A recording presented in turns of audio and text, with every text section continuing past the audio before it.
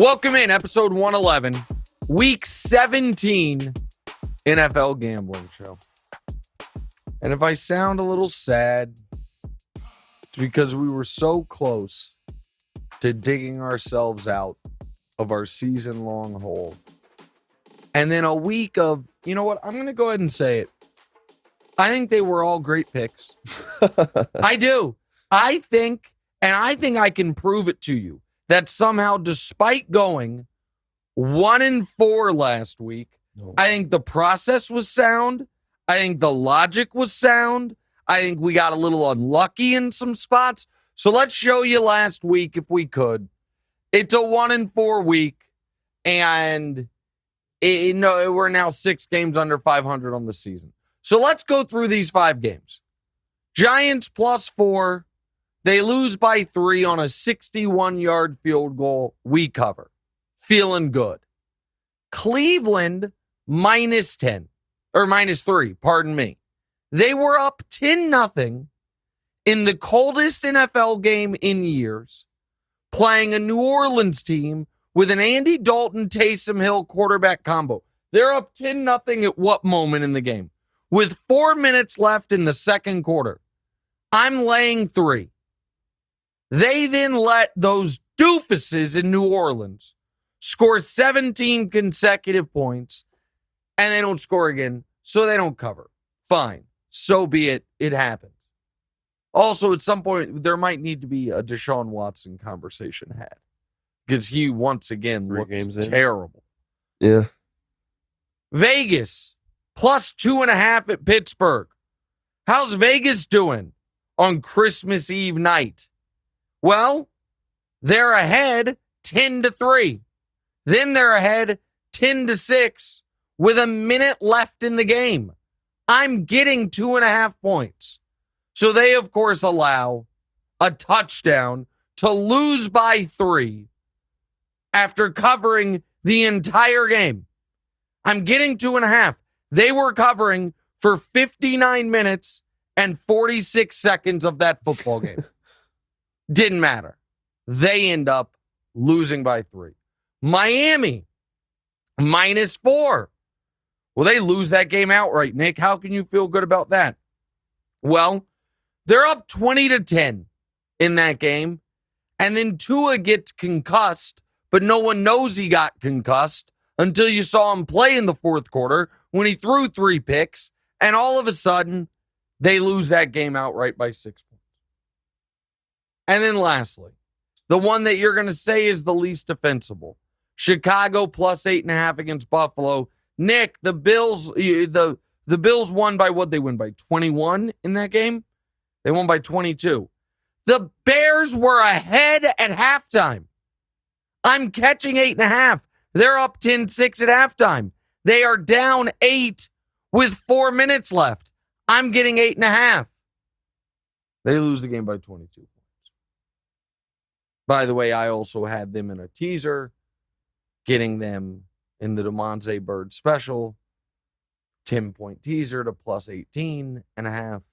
And they, of course, somehow invented a way to not cover the 18.5, despite being down by 8 with 4 minutes left in a game they led at halftime. So that's how you go 1-4, America. We're not proud of it. We're not happy with it. We're 6 games under 500. We have never finished an NFL regular season below 500. So that means this week we need to go 4-1 at a minimum in order to make it to where 4-1, 4-1, we finish at 500. The other option is in week 18, if we just want to pick all 16 games and try to run it up that way. That is a reckless thing. However, I would like to do one thing. Special. I would, as we are now approaching week 18 or week 17, I would like to do one thing quickly before we get to our picks this week. Talk about our preseason bets. Baltimore, over 10.5. They're sitting at 10 wins. One more win, they hit the over. Indy, over 9.5, dead. Jacksonville, over 6.5, already cashed. Kansas City, over 10.5, already cashed. New England, under 8.5, looking great. They would have to win out for us to lose that bet.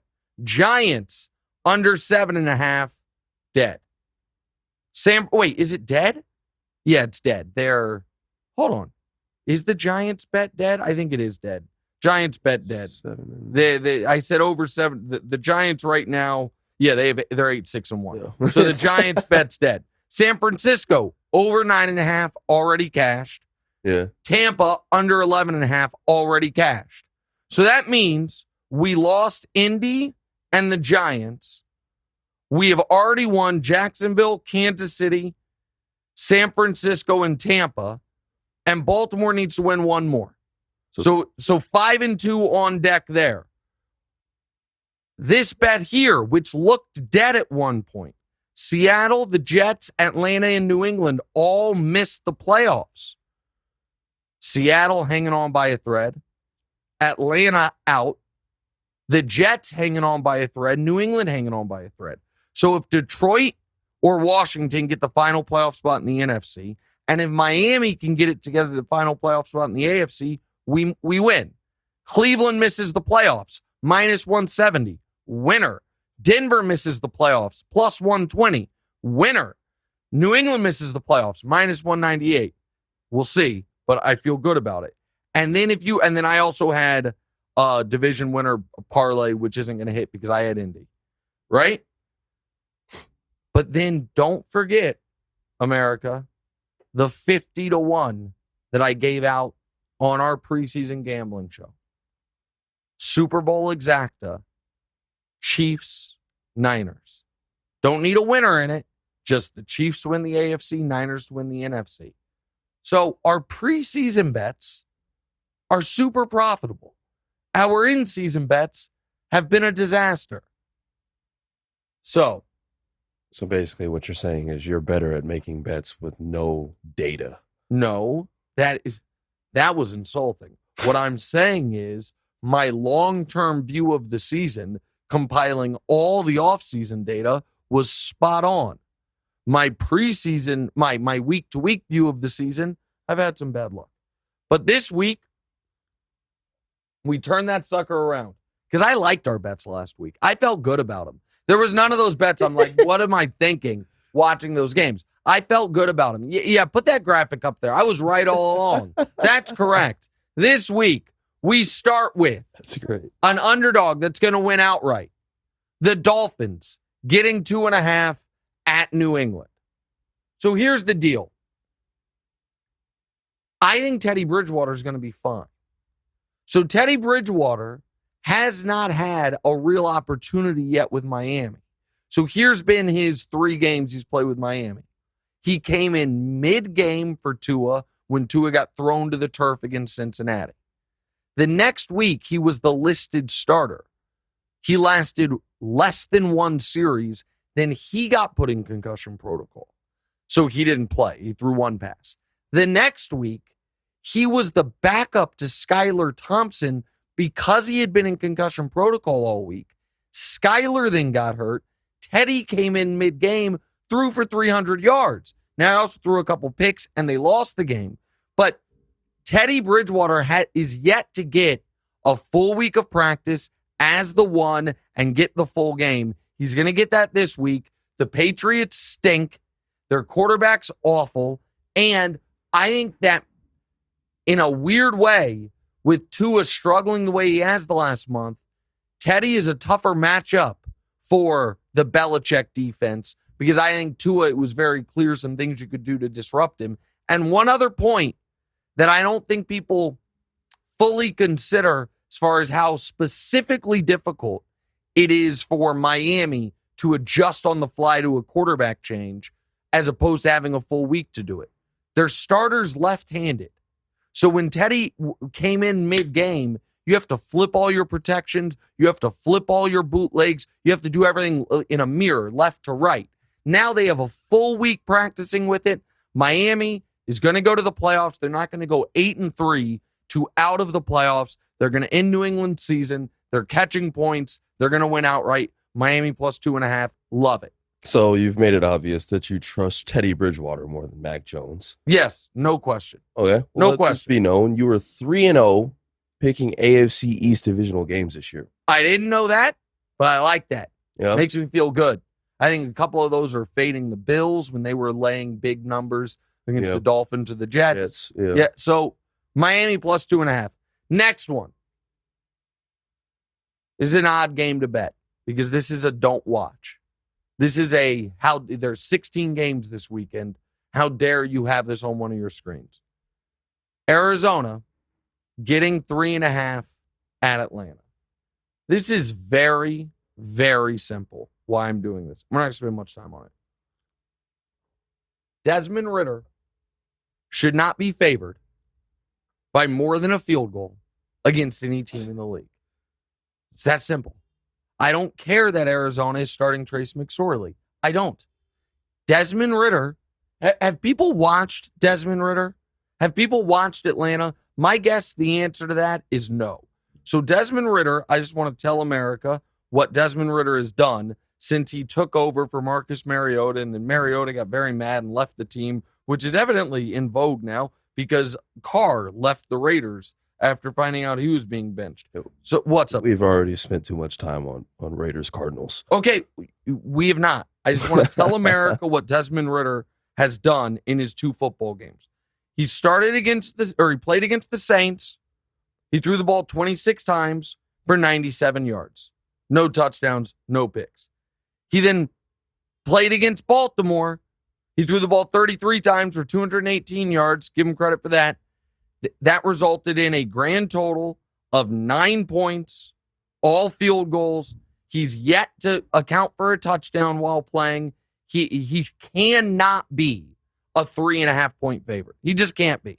So we're taking the 3.5 with Trace McSorley and the sad sack Arizona Cardinals. So with these 2 quarterbacks that are playing in this game, you don't see this at all as being a stay away game. Well, 2 terrible quarterbacks, sometimes you put it in the stay away category, but not when you can get 3.5 points.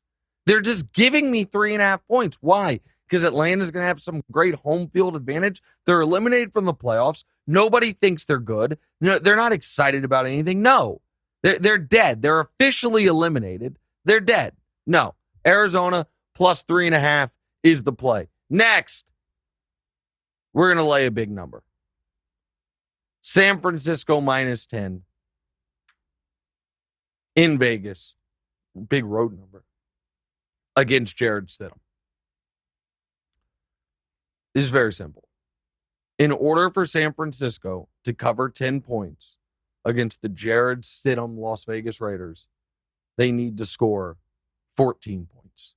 The Raiders are not scoring more than 3 points in this game. Devontae Adams is furious about the Carr situation. He's made that very clear this week. Josh Jacobs is just devastated by what the team has done. And Jacobs is a pending free agent.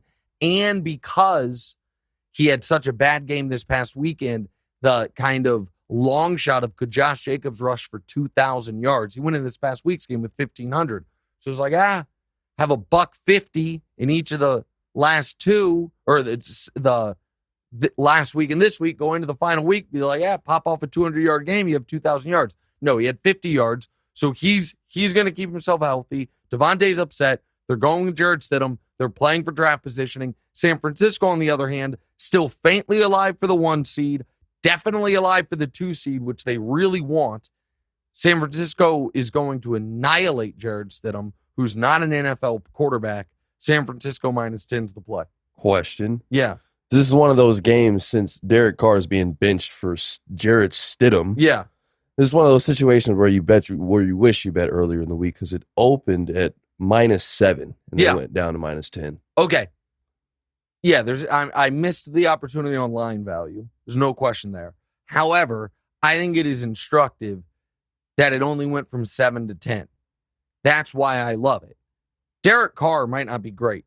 He is worth more than 3 points than Jared Stidham. Jared Stidham's not an NFL quarterback.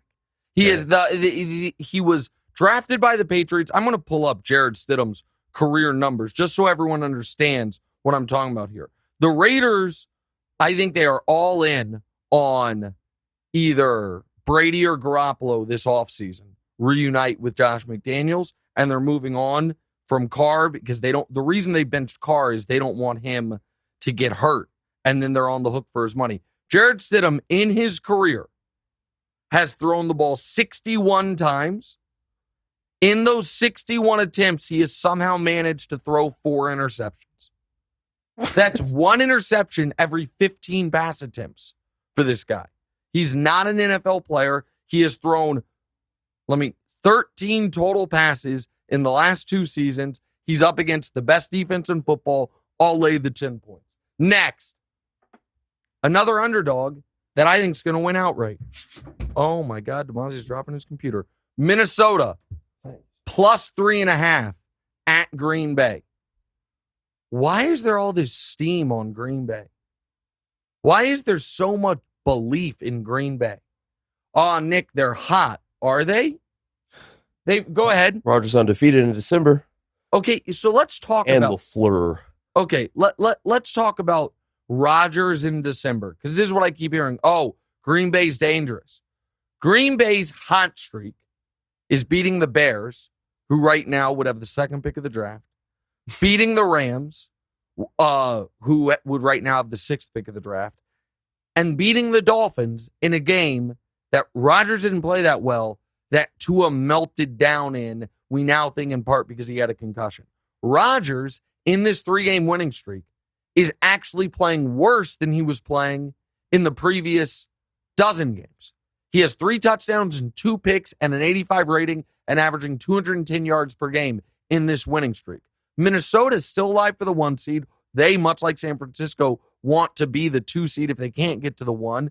And you're giving me you're not just giving me points. You're giving me more than a field goal. What's up? The Vikings are also 0-3 against the spread in the last 3 games. Yeah, but so here's the thing. Let me double check that. Aaron Rodgers is going to be playing with that chip on his shoulder, He's got a chance. There's light at the end of the tunnel as far as the playoffs. So the Vikings are 0-3 against the spread, but only one of those games was a loss. They beat the Colts. They beat the Giants. Now, the Colts game was weird. They were down 33-0, came storming back. Giants game, they won by a field goal at the gun. Getting 3.5, they're the better team. The Packers have no way to guard Justin Jefferson. No way. So you like Green Bay? This is going to be one of your games. With what you just said, you said those 3 games, they only lost 1 game? Yeah. Or none of them were losses? No, they lost to Detroit. One of them, right? Yeah. So what you're saying is you want them on the money line and not the minus 3.5. They're minus 3.5. I'm getting 3.5. Sorry. I'm getting 3.5 in this spot. I wouldn't lay 3.5 with Minnesota. All their games are field goal games. But I'm getting 3.5 points. It's the right side. There is way too much optimism about the Packers, who are going to lose this weekend, and they're going to realize they missed a golden opportunity to play Jordan Love. And finally, the game of the year. I'm getting the better team at home and a point. Cincinnati +1 against Buffalo. Cincinnati this year has been wildly undervalued by Vegas. 12-3 against the spread. Buffalo continues to be slightly overvalued by Vegas. 7-8 against the spread. Now, I am a little nervous about the La'el Collins injury. Cincinnati has not shown the ability to deal with rotating offensive line pieces you saw at the beginning of the year. With that said, Buffalo, with no Von Miller, isn't going to be able to take advantage of it as much as I think certain teams would. For Cincinnati, this keeps them alive for the number 1 seed. Conversely, if they lose, they might end up being the 5 seed, not even winning their division.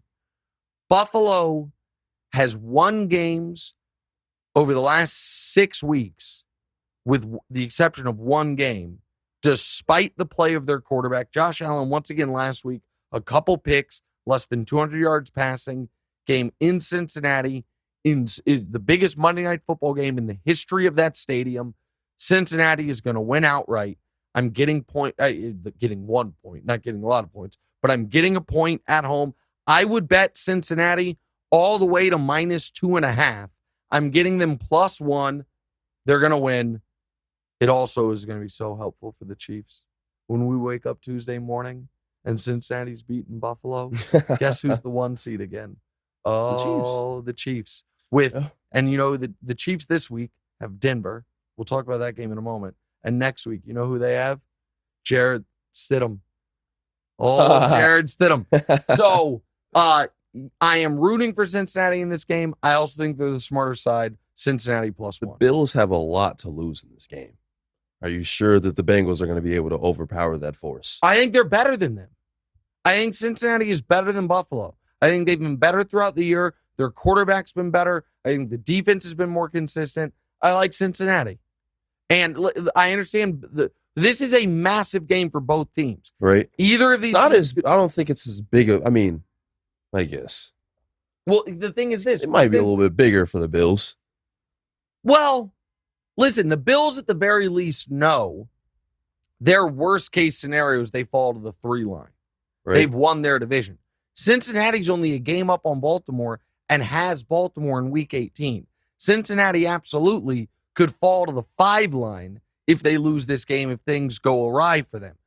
So it's huge for both teams. It's huge for Kansas City, who's not even playing in it. We like Cincinnati +1.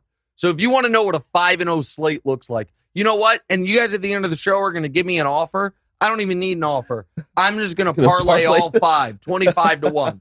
Miami +2.5. And you know what? It's going to be better than 25-1 because I'm putting Miami, Minnesota, and Cincinnati. I don't even need the points. We're putting them on the money line. Miami +2.5, Arizona +3.5, San Francisco -10, Minnesota +3.5, and Cincinnati +1. Let's just find out real quick what that exact bet that I just described, what that would pay. And I'm not certain about Minnesota on the money line. I might be squeamish on that. But let's just go through it real quick. So what did I say? I got to find out. Miami, money line, +130. And then we're doing San Francisco -10. We'll do Minnesota plus the points, plus the 3.5, just because. Cincinnati on the money line. And there's one more that I'm leaving. Arizona. Boring one. The boring one. Where Arizona getting 3. Oh my God. 32-40-1. 32-1. 32-1, DeMonte. You and me. We're putting that in there. 5-0 week, giving us a little breathing room, going to be 1 game under 500 going into week 18. Yeah. Save the season. Oh, this is a great week. This is a great week. I'm rooting for you. It's the offer hit last week and we didn't bet it. It ended up hitting. LeBron's over, Luka's over, the Jags to win, Chiefs covered the 10, and the Chiefs to cover. The offer hit. I thought there was plus 1,200. No, that was it. The Chiefs won by 14.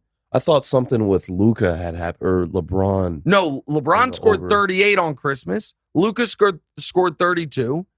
Everything hit. The offer hit last week. Like the 3rd or 4th offer to hit. A lot of them have hit. All right. We have a massive slate this weekend. We have them in stayaways, be carefuls, and perfectly priced. I'm going to go through all of these. I'm going to spend less time on why they're in each category for certain games and more time on the actual game because we have so many interesting games. We'll do that next. What's Right, Week 17 Gambling Show.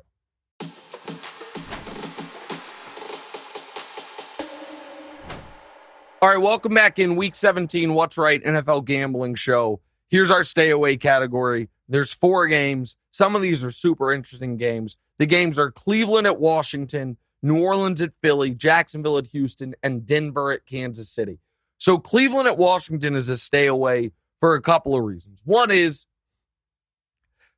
the Washington football team on the cusp of the postseason, switching to Carson Wentz is a very curious decision. Now, listen, Taylor Heineke's been bad, and I totally understand that. But them making a quarterback change at this moment for a guy who last year melted down at the end of the season for the Colts and cost them their what should have been a lock for the playoffs is odd. I'm staying away from it, however, because to me, Deshaun Watson right now, just from a football perspective, is one of the most curious players in the league. He's been terrible, really terrible in every game he's played in with the Browns. It's hard to believe he's just now this bad.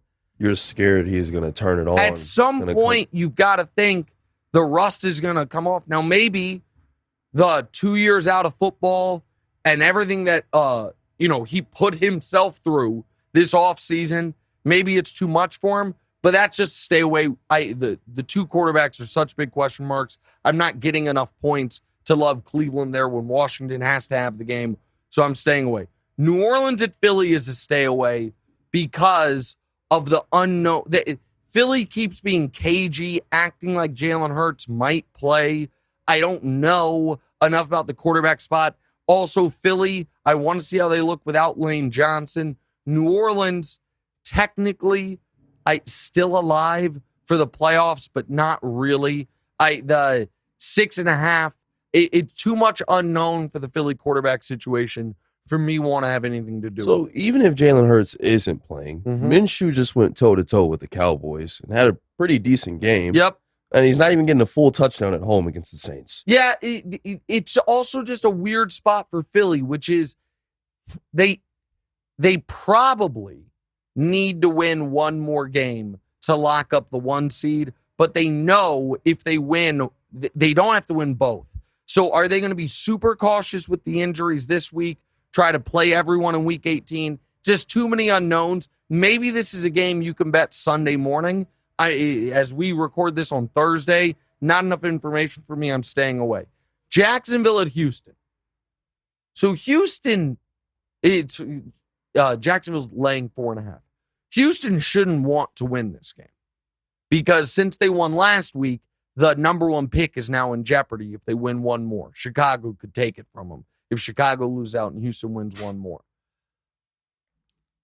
Also, Jacksonville's in a really weird spot because no matter what happens this week, Jacksonville wins or loses the division based on their Week 18 game against Tennessee.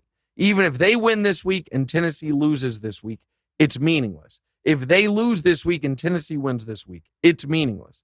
So both of Tennessee and Jacksonville are playing semi-meaningless games this week because the division is going to come down to Week 18. The only way this week matters is if Tennessee, Jacksonville in Week 18 is a tie. Then what happens this week could matter. So that's not going to happen. So I don't know. I would imagine Jacksonville is going to be uber conservative in this game. Anyone who is potentially dealing with a nagging anything is going to sit out this week. That's what Tennessee's already doing with their guys. So I don't feel comfortable laying the 4.5 points. I also don't want to grab 4.5 points with Houston because Houston might have an edict from management that we have to lose. We want Bryce Young. We want the number 1 pick. We don't want to win. And so now what will be very interesting if that is the case is Houston, the final week of the year, plays Indy. So what happens when one team that's trying to lose plays one team that's coached by Jeff Saturday? Who knows? It could be total mayhem. But so to me, that's a stay away in that spot. So you've picked the prince that was promised time and time after again. Mm-hmm. You're 1-6 against they're 1-6 against the spread when you pick them. I know, it's unbelievable. And now that Trevor Lawrence is dealing, you want to stay away from him, and you don't think that he can snap his Texans losing streak. The 4.5 is weird to me. I don't know how much Jacksonville is going to take this game seriously. It's again a Sunday. What if they all of a sudden have 10 guys that were questionable that aren't going to play because they need to be healthy going into Week 18 against Tennessee? So I'm just staying away. Last one's Denver at Kansas City. So Kansas City has not been great at covering huge numbers. Furthermore, there is always... that 10. Say it again? They just cover that 10. No, that is true. But I shouldn't say always. There is always the possibility of the fired coach bounce. Yeah. That the team for a week gets invigorated because the coach got fired. Now, I don't think that's going to happen with Denver because Russ is still there, and I think the frustration's towards Russ and not to Hackett as much, but I'm staying away from it. Exactly what you just... I mean, this isn't about the bet or anything, but exactly what you just said about the fired coach bounce back is exactly what happens to me when I play Madden and it pisses me off and I get smacked and I get off of it. Then I get back on it a couple days later or something, and then I just spank somebody. I don't think that's the exact same thing, buddy. I think it is the same thing. I think that's like... It's like I'm firing myself. I got to get off the game. Oh, I get it. And then I you're come firing back. yourself Yeah. and come back. I get it. All right, there you go. All right, be careful category. 3 games. Pittsburgh at Baltimore, Chicago at Detroit, Indy at the Giants. All right, we're being careful with Pittsburgh at Baltimore because it seems like they're daring you to bet Baltimore because you don't have to lay the full 3. The 2.5 points seems like they're like, why don't you just take Baltimore? They need the game. Pittsburgh, I understand they're still technically alive for the playoffs, but not really. Pittsburgh last week needed a end of game miracle to beat the Raiders. Now they're in Baltimore and they're only getting 2.5 points. I almost included Pittsburgh in the picks because this seems so fishy. Baltimore, also the question, they need to get Lamar back at some point before the postseason. And if they do, they could be dangerous. To me, this is I think the vast majority of the public is going to be on Baltimore because it's not the full 3. So I'm staying away from it. And also along with that, the Ravens have lost only 1 game against the spread in December versus Tomlin in the last decade. Seems like some free money. See, there you go. That's what I'm saying. Like everyone's going to be on Baltimore. I'm not going to be part of everyone. Chicago at Detroit. Detroit has to have the game. Detroit is in position to make the postseason. Chicago keeps getting blown out by people. Why is this not 7? Why is it Detroit minus just 6? When Chicago's defense has been this terrible, Detroit at home, that offense has been excellent. They need the game. Detroit got embarrassed last week, so they're extra motivated. They can sneak into the playoffs. Feels like a trap. Justin Fields going to have a field day. That's what they're saying. That's the only thing they could be saying. Here's the thing about that. I think the public is going to be all over Detroit because they are laying less than a touchdown. I think Detroit wins, but that line, I know this sounds dumb and it's not really accurate, but I would almost feel better about it if it were Detroit minus 7. Because it's Detroit minus 6, it feels like a Vegas trap. We're staying away. And lastly, Indy at the Giants, a lot of the exact same logic there. These are 2 teams that got to win. Giants win, and they're in the playoffs. They're playing 2 awful teams that are on long losing streaks. Why are they not laying the full 7? These are potential playoff teams at home in gotta-have-it games. Why are they not laying the full 7? Because for the Giants should make the playoffs. But if they lose this week, next week they have Philly. And so they do have Philly next week, right? I know it's a divisional game. I'm almost certain it's Giants-Philly in week 18. Yeah, it is. And so the Giants know that this is our spot to lock into the playoffs, and they could potentially give themselves a mini bye if they don't care about their playoff seed. If they just win this week, we're locked into the playoffs, can rest in week 18. It feels trappy, so we're staying away. And now lastly, Gabe's saying we need a new category. Nick overthinks. All right, let's just make a little note of this. That Nick says the public is going to be on Detroit and the Giants, and the line should be 7 and they're 6, and it feels trappy. And let's see what happened in those games. All right, last, perfectly priced. Carolina at Tampa. Tampa will play a bad football game. It will be an ugly football game, and they will win by a field goal. They'll force Sam Darnold into a bad turnover. They'll win by a field goal. It's perfectly priced. Jets at Seahawks. The Jets with Mike White are a good team. The Seahawks look totally incompetent against Kansas City. If it wasn't, and I know you don't care about travel the way I do, if it wasn't the Jets having to go all the way to Seattle, it would be Jets probably minus 2.5 or minus 3. Instead, it's Jets minus 1.5. That to me is exactly right. I could see Seattle winning this game at home. The Jets should win this game. It's kind of an elimination game for either of these teams playoff-wise. The line is exactly right in my mind.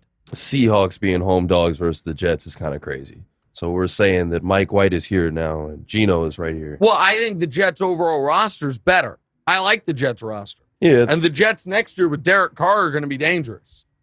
I think Derek Carr is going to go to the Jets. I think they're going to pay him a lot of money. He's going to go to the Jets. And then last one, Rams at the Chargers. Chargers laying 6.5. The Chargers in a weird spot because they have locked up a playoff spot, but the 5 seed is valuable because the 5 seed means you go to Jacksonville in round 1 as opposed to playing Buffalo, Cincinnati, or Kansas City, who would be the two of those teams are going to be the 2 and the 3. So the Chargers should take care of business. The Rams are a little frisky with Baker. Minus 6.5, minus 7 feels right. So there are the games for this weekend. All right, we will give you the right move.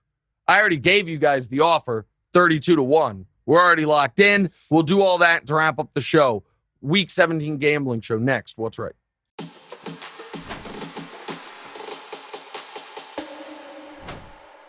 All right, welcome back in. Week 17 gambling show. Our 5 picks this week.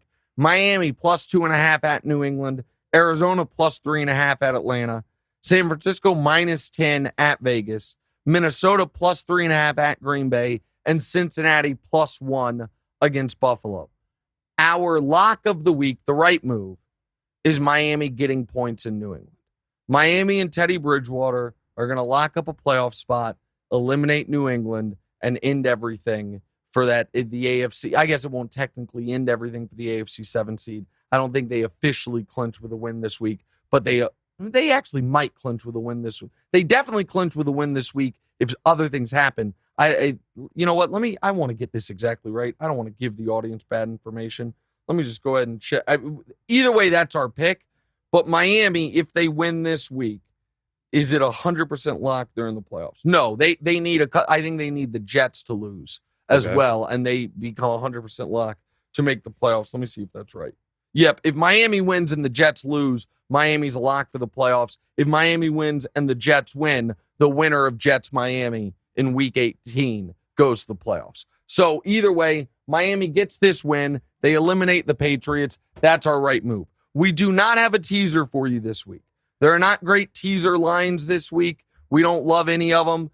Our exotic of the week, however, that I'm giving you is Miami on the money line, Arizona plus 3.5, San Francisco minus 10, Minnesota plus 3.5, and Cincinnati on the money line. It pays 32-1. DeMonze, you have an offer for me that you would like to make. Go right ahead. Yes, look at the Dolphins on the graphic. Really I didn't even see that. Oh, they added all our picks there. Yeah. I like that. That's cool. Go ahead. The Chiefs are playing the Broncos, and I'm pretty sure Mahomes is about to put on a show. Mm-hmm. So how about Mahomes to be the first touchdown scorer and Mahomes to be the last touchdown scorer? Okay, I hate this bet. All in all, it's plus 25,500. 255-1.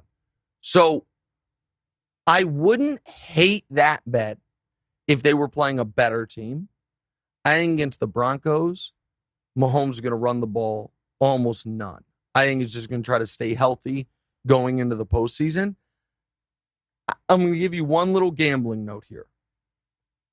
That same guy being the first and last touchdown scorer, the people I think of it as a bet that you would make in like, oh, this guy's going to score a bunch of touchdowns. That's not the way to win that specific type of bet. The way to win that specific type of bet is is to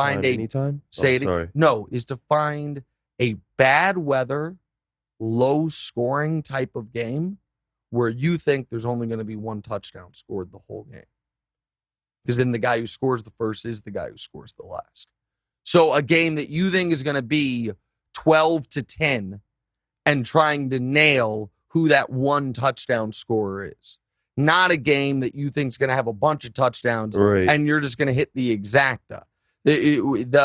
Again, a guy to score the first and last touchdowns, incredibly difficult bet to hit. But the through line to hit it is if you think there's only going to be one touchdown scored in the game.